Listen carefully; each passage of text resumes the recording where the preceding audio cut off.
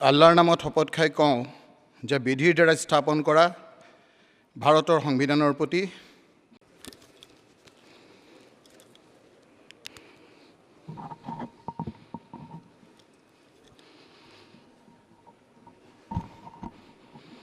মই ৰকিবুল হুছেইনে লোকসভাৰ সদস্য নিৰ্বাচিত হোৱাত আল্লাহৰ নামত শপত খাই কওঁ যে বিধিৰ দ্বাৰা স্থাপন কৰা ভাৰতৰ সংবিধানৰ প্ৰতি মই প্ৰকৃত বিশ্বাস আৰু নিষ্ঠা পোষণ কৰিম।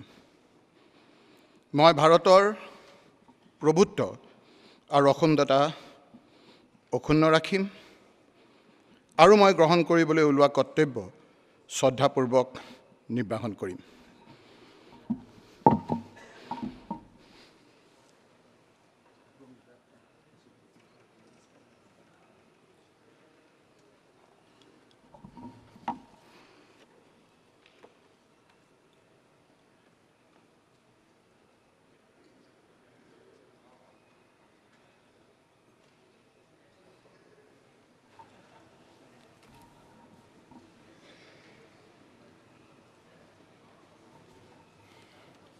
শ্ৰী ফণীভূষণ চৌধুৰী।